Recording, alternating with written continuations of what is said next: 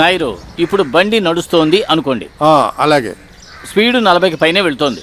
ఇప్పుడు 4th gear వేయండి. 40కి పైకి వెళ్ళిందని నాకెలా తెలుస్తుంది? లాక్ కొడితే పళ్ళు రాలిపోతాయి. మా నాన్నకున్న నేళ్లు ఉన్నాయి. స్పీడ్ గా బండి వెళ్తున్నప్పుడు వెనక్కి తిరిగి చూసావంటే నువ్వు వెళ్ళి దేనైనా గుద్దేయవు. దానికి ఇప్పుడు పరిగెత్తలేదు కదా. బండి 4 గేర్లు పెట్టావు. ఇది 4th గేర్, ఇది 1st గేర్. అక్కడి నుంచి కిందకి లాగు 4 వెయ్యి. మాస్టర్ కి కోపం వచ్చినప్పుడు తెలియక ఎందుకు నాయరు అనవసరంగా రెచ్చగొడుతున్నావు? నా బ్లడ్ ప్రెషర్ ఎక్కువ చేస్తున్నావు. ఇది ఇప్పుడు పరిగెత్తే బండి అయితే నడిచే బండిలో నువ్వు సరిగ్గా వెయ్యలేవరే కదా. నిన్ను ఈ డొక్కు బండిలో కూర్చోబెట్టాను నేను. లేకపోతే ఇలా పడుకుని వెళ్లే పెట్టి కావాలా నీకు?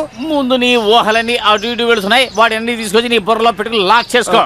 ఇదిగో ఇక్కడ పెట్టి ఇలా లాక్ చేసుకో. నా ప్రాణం తీయడానికి వచ్చాడు. పోలన్నయ్య, జ్యోతి వెళ్ళిపోయింది. జ్యోతి ఊరు వెళ్ళిపోయింది. ఇలారా, తను వెళ్ళడానికి ముందు మీ దగ్గరకు వచ్చి ఏమైనా మాట్లాడిందా? అరే, అడిగిన దానికి సమాధానం చెప్పండి. నేను ఆవిడ చూడలేదు. ఏమైంది? తను ఎక్కడికి వెళ్ళింది? ఊరు వెళ్ళిపోయింది. పెళ్లి ఫిక్స్ అయిందట, తన పెళ్లి. అంతే కదా. నేనేమో తను ఏదో వస్తువు ఎత్తుకు వెళ్ళిపోయింది అనుకున్నాను. మంచి విషయానికే కదా వెళ్ళింది. ఎంతైనా మీతో ఒక్క మాట కూడా చెప్పకుండా వెళ్ళిపోయింది కదా. కొంచెం ఆలోచించండి. మనమంతా ఒక ఫ్యామిలీలో ఉండేవాళ్ళం. 4:30 బస్సుకు వెళ్ళిపోతాను, ఆలోగా ఫ్లాట్కి రమ్మని తను నాకు చెప్పింది. నేను కొంచెం లేటుగా వెళ్ళడం నిజమే, కానీ ఒక్క మాట నాతో చెప్పుంటే రాత్రి బస్సుకి ఎమర్జెన్సీ కోటాలో టికెట్ నేను ఇప్పించి ఉండేవాడిని. పెళ్లి ఫిక్స్ అయిందని లాస్ట్ మినిట్లో చెప్తారా? ఇదేనా మనకిచ్చే మర్యాద?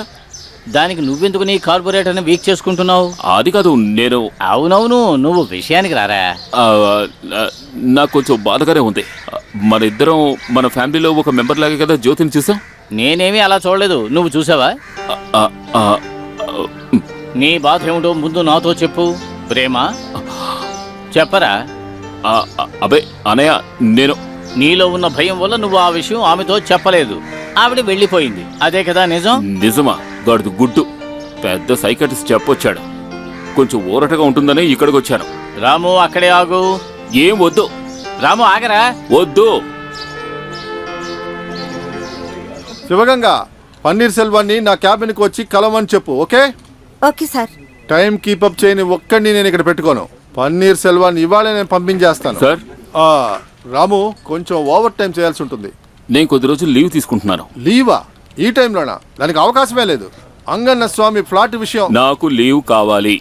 మిస్టర్ రాము, లీవ్ ఇస్తారా ఇవ్వరా? ఎందుకు రాము ఇలా మాట్లాడుతున్నాడు? టైం కీపప్ గురించి ఇప్పుడు మీరు చెప్పారుగా. నా విషయంలో ఏ రోజైనా మీరు దాన్ని పాటించారా? చూడండి, రాత్రి అనకుండా పగలనకుండా ఓ టైము గీము లేకుండా నా చేత పని చేయించుకుని... మిస్టర్ రాము, మన పని అటువంటిది. నాకేమీ చెప్పక్కర్లేదు, కానీ ఆ రోజు నేను కాస్త త్వరగా వెళ్ళిపోతానని చెప్పినప్పుడు వెళ్ళడం కుదరదు అని చెప్పారు. అందువల్ల నాకు జరిగిన నష్టం ఏమిటో మీకు తెలుసా? అసలు నేను ఇంకేం మాట్లాడదలుచుకోలేదు. నేను లీవ్ తీసుకుంటాను.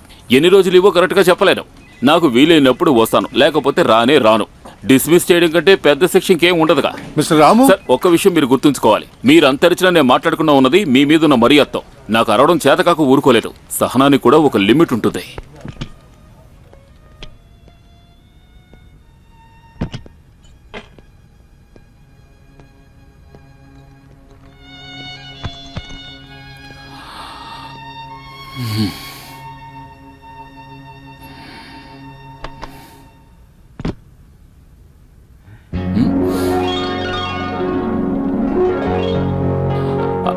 అంటే అది మరి పెళ్లి జరగలేదు.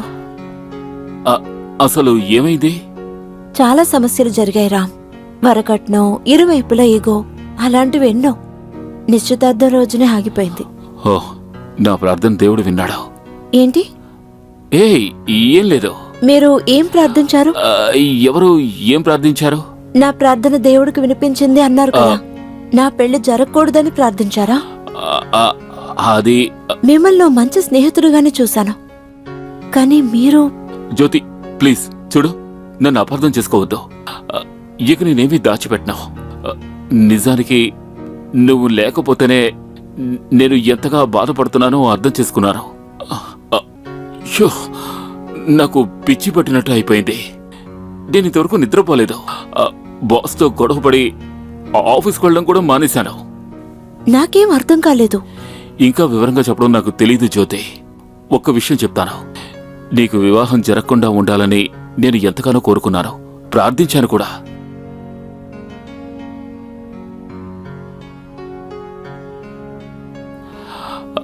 అర్థం చేసుకో.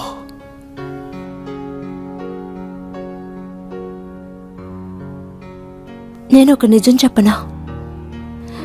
ఈ ఇంట్లో మనిద్దరం కలిసున్న ఏదో ఒక రోజున మీరు నా దగ్గరకు వచ్చి చెప్తారని నేను ఆశపడ్డాను.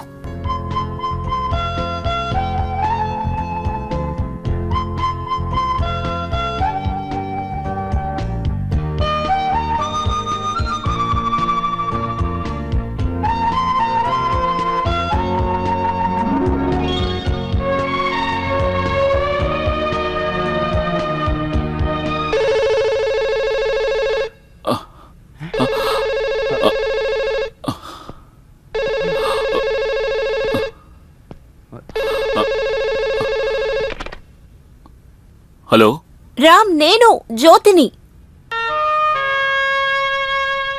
హలో, నేను జ్యోతిని. రామ్,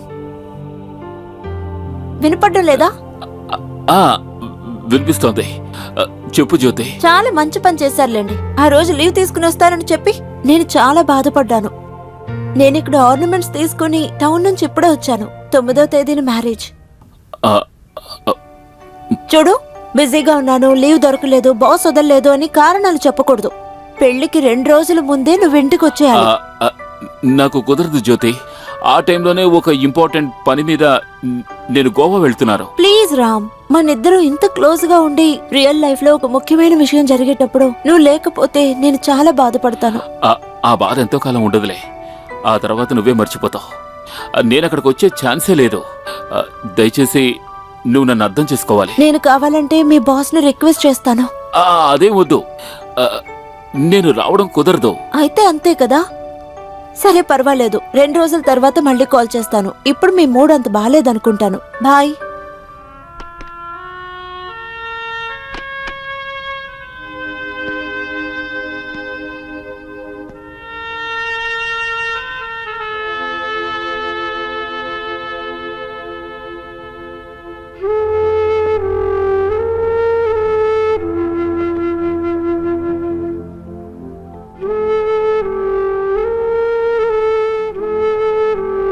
ఇది నా చిన్న బహుమతి. రామ్ లాగే ఒక అమాయకపు పిల్ల రావాలి, నాలాంటి అమ్మాయి. Happy birthday to you.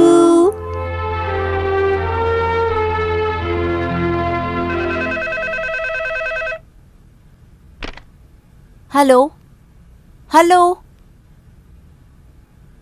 Hello, ఎవరు మాట్లాడుతున్నది? హలో.